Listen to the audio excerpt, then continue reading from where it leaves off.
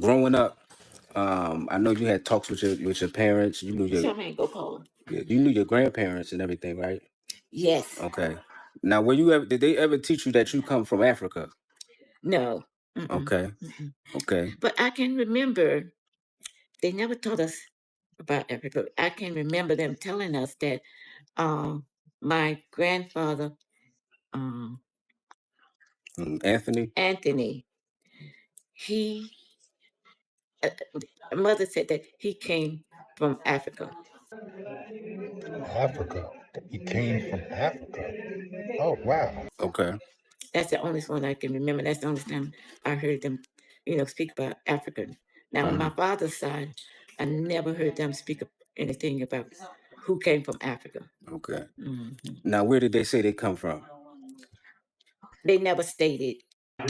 Doesn't sound like we've always been here. Sounds like they didn't know. They just knew that. I guess they just remember they all grew up here in the U.S. in this country. All right. So they spoke about being Indians here. Indians? When did they say they were Indians?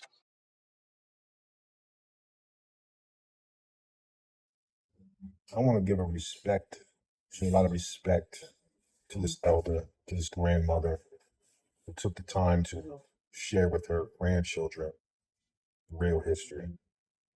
Now, I don't know what the intentions of this man was, but clearly his grandmother was honest and told the truth. And the truth of the matter is, their family is admixed. The truth of the matter is, she knows her grandfather was from Africa, and she stated her grandmother was a Native American woman, which would make them Afro-Indigenous mixed people, not the original Indians. This woman also spoke of what she felt like was slavery. This woman believed slavery ended in 1914, which shows you the conditions that Black people were living under during this time. It's called Jim Crow. So I applaud this brother for even putting the video up, because it seems to me he was trying to prove that they were the Indians, and his grandmother completely submarined his attempts to claim being Indian. So here we have another example of a mixed family. Like, I don't know why. We've been telling y'all this shit for years now. Just for y'all all to come back to the realization that you are not the original Indians. At best, you are admixed. This is beyond ridiculous. Grandma said, well, we got a grandma right here saying some things. Let's take a listen. It's the Unapologetic Nomads. We have a special guest. Oh yeah, cool. So we were here in South Carolina. We were in Ellerville, Georgia. Ellerville, Georgia, for a family reunion, and I got to link up with a lot of my family. And it's an honor right now to be here in Florida with my grandmother. How you doing, Grandma? I'm well, thank you. Nice. Okay.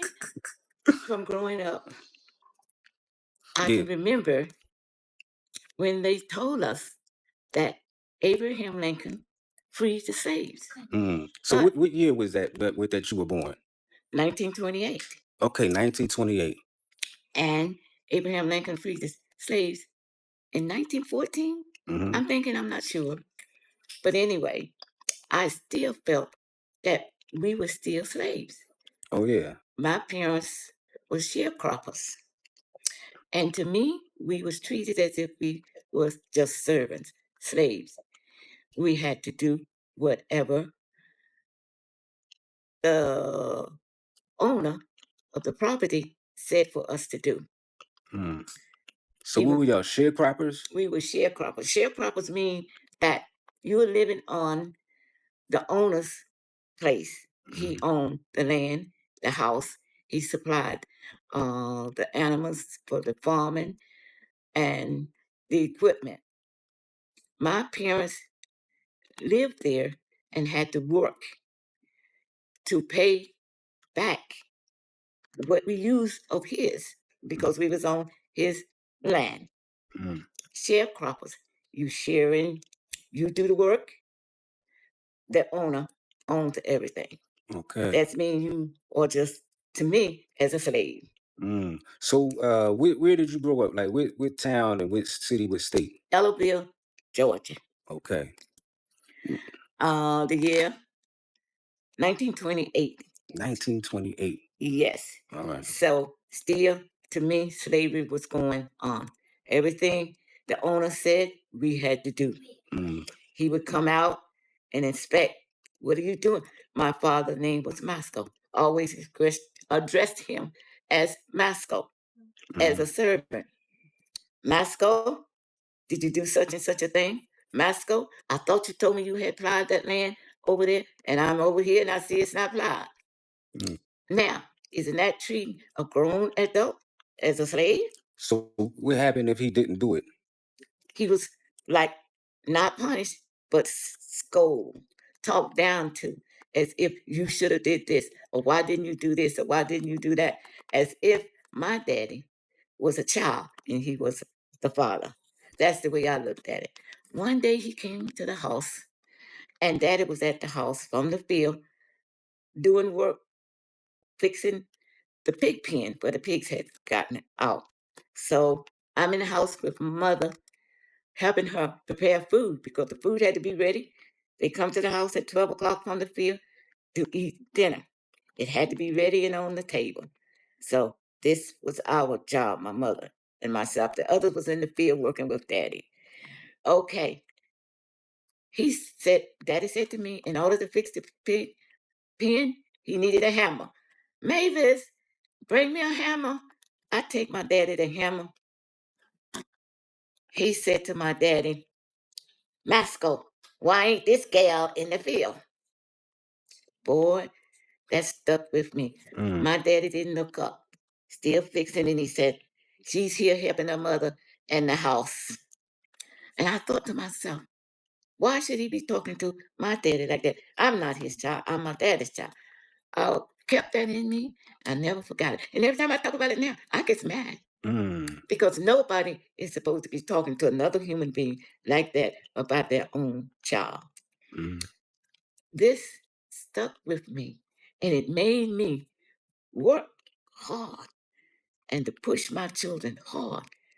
And my dad always said, whatever you get in your head, no man can take out. And whatever you get in your head will help you through your life. I pushed myself and I pushed my kids to get all that they could in their head. And that would be able to help take them through life. They wouldn't have to be no slave for nobody. So this was my theory coming up under slavery. I say it was slavery because we was talked down to and we was treated like slaves. So when you were younger, were like people like still being lynched and things of that nature? No, that was in the past, and thank God it was. We had, I guess, moved up an inch or two above beyond that. We had gotten out of that stage when Abraham Lincoln declared freedom for the slaves. That cut that off. Okay. But it didn't cut off white men being in charge of us. When they say you're free, you can go. We had nowhere to go. We had nothing to do. No land, no nothing. So we still had to depend on the white man to furnish a place for us to stay and to work. And when we worked, everything we worked for, half went to the boss, which was the white man that owned the land, and half was supposed to go to us to live on. Now, despite being 90 years old, this woman has a vivid memory of her father, of the events that took place during her childhood. You know what I mean? So many vivid events, vivid memories, but not once in telling this story did she reference her tribe or being Indian. Nothing. She talked about the hardships of being in slavery, and this was a time after slavery was over. Woof. Beautiful testimony from this elder. I can remember one year, the boss man came out and said, Masco, you split even. You don't have anything left. So that meant whatever we put into the land, If you have questions, the work if you have questions, you can ask. that we did, it wasn't enough to pay off our portion to be paid half and half. So that meant that whole winter, Daddy had nothing to furnish us with food, clothes. We went barefooted, cold weather. Oh, hardly anything to eat. Rabbits, squirrels, birds, anything we could do to get through that winter. Mm. It wasn't easy. So being free from slavery, we really wasn't free. We were still slaves to a certain extent. So when did things start to change, like, and get better? It got better as the black man started to realize where he was and where he wanted to be and where he needed to be and what he needed to be do for his family. He started to saving that he could purchase his own land, own different things for himself. Had to work hard to do this, but it was done. And I'm so proud of our family because we did work up to wherein we was able to bring our parents out from under the bondage, I would say bondage, the white man working for him instead of ourselves. And we was able to purchase a home for them so that they would have modern things like we have today. All the convenience that we have today. We was able to work together and get them a place where they could relax and enjoy some of the nicer things of life rather than outside facilities for all your personal needs. They had it inside of their homes now, and they could enjoy. That was the things that brought joy to us, to have them to come up from slaves, from outside toilet to inside toilet, from outside going to the spring, getting water and well, to having running water in the house. That was like a miracle to us. Okay, Mom. Good morning, everyone. You know me. You've seen Yeah, me this is my before. mother. Yeah, Yeah. good to see you again. This is my mother. My mother is 96 years old. So we kind of switched this year. She's 96. I'm 69. And we just celebrated our family reunion. And so she's expressing some of the things that she's gone through throughout her life.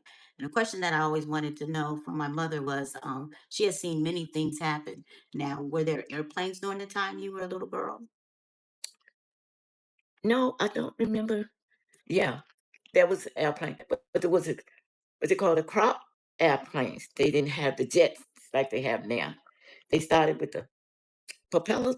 I don't know how they did it. The crop planes, that sounds pretty, yeah. Yeah. Okay, the crop planes. Now, Yeah, they had those. They didn't have the jets like they have now. okay, so They for started with them. entertainment, you didn't have television. So We what didn't did you all do for entertainment?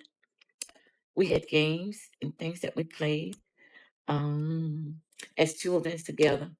Then you listen to the radio?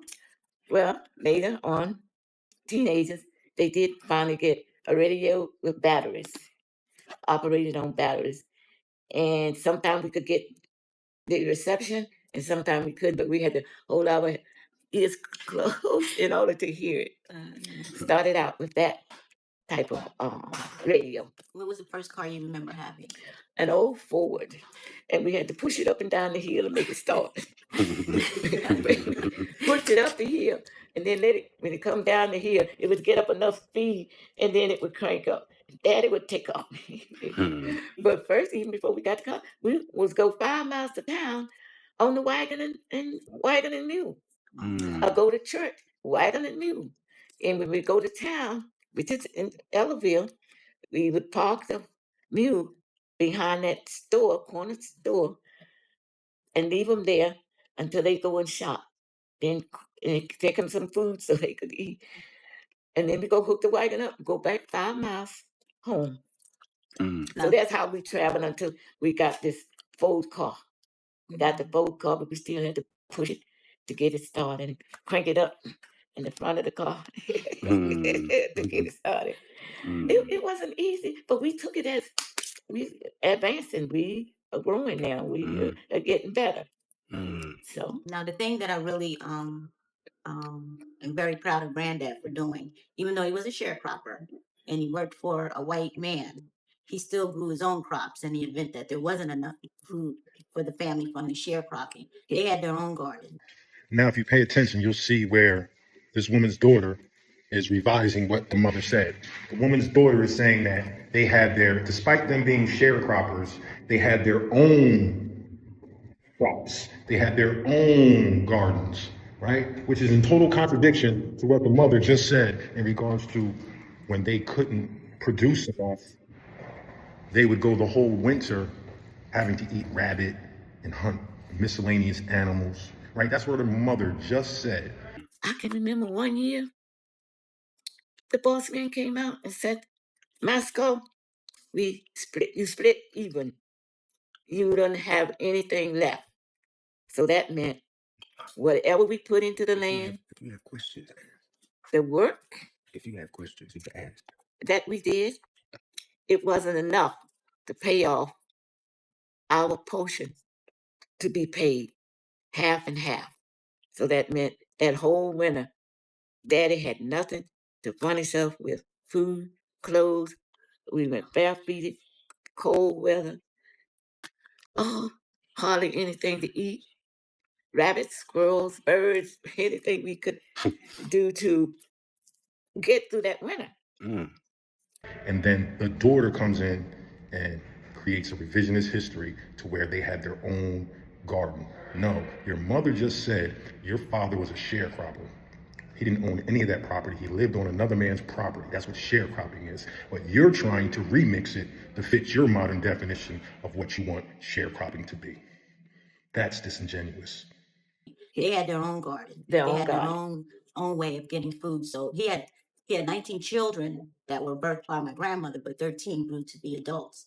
And unfortunately, they didn't have enough boys. They had 10 girls and 3 boys. But those girls were out there in that field, you know, plowing and sowing and harvesting just like they were men. And so some of them stayed home to cook. My mother, she was one of the ones that was out in the field. She was the one that would go in and cook too. So I'm so proud of her. And I thank God for her diligence and her efforts and how she helped to stay with her mom and stay with her family. And to this day, all of the sisters, and we lost the last brother, but they call each other every day. They have so much family love for each other. They talk with each other, and I've never seen them have an argument. If there was one, they made sure it was clear before they departed from each other. So family is very important to my mother. Pat Brown. There are 4 of them living now, and they're all girls in her family. Yeah, well, 1 second. My mom's getting a call. See, that's why I'm probably calling her now to see how she's doing. You got your phone, Grandma? I think it's under in your lap. Oh, peace to the family out here. We out here in Florida, Orlando, Florida, family, where it's beautiful out here. They got some good mangoes out here. We want to get to that later, though. But yeah, so Grandma, one thing I have to ask you: growing up, I know you had talks with your parents. You knew you knew your grandparents and everything, right? Yes. Okay. Now, did they ever teach you that you come from Africa? No. Okay. So this in itself is also a disingenuous question. Why would she be taught she's from Africa when she was born in the Americas? Why would somebody teach you you're from Africa if you were born here? But they did teach her where her grandfather was from. There you go. Of course she's not from Africa. Of course you're not from Africa. You were born here. But where do your ancestors come from? That's the proper question you should be asking your elders. Thank you. Okay. But I can remember they never told us about Africa. I can remember them telling us that my grandfather, Anthony, he, mother said that he came from Africa. Okay. That's the only one I can remember. That's the only time I heard them, speak about Africa. Now, on my father's side, I never heard them speak anything about who came from Africa. Okay. Now, where did they say they come from? They never stated. They just knew that. I guess they just remember they all grew up here in in the in this U.S. country. All right. So they spoke about being Indians here. Who's Native in your family, Grandma? Who's the Native American in your family from your grandparents? Oh, okay. Grandmama Emmett. She was it was stated that she was an Indian girl right off the Indian reservation. And her husband was the one that come from Africa. And they got married. Now that's on my mother's side. I don't now my grandmother on my daddy's side, she can remember that she was 12 years old when freedom cried out. That means she was born under slavery. And being from 12 years old, she was still living under slavery, not knowing that she was really free, still following the same thing as the slaves did. Nice. So I don't know what the purpose of this video was for, but if it was to prove that these people were Indians, to get your grandmother to co-sign you, I think your grandmother just let you know you are mixed at best. You have African in you. You have people definitely enslaved, and she taught you what sharecropping really was. And that shit was going on during her lifetime. All right? Long after slavery was over, people were still being treated like property. So if the intention of that video was to prove Diablo is wrong, you did a great job. The intentions behind that video was to prove that you're the Indians. Horrible job. Horrible job. Horrible job. And I also reviewed a book, 19 white men who said they saw black, indigenous, whatever. I reviewed that book. Turns out the same way as this video did. That book proves these niggas are wrong. Just like that video proves these niggas ain't the real Indians. You're mixed at best. Peace.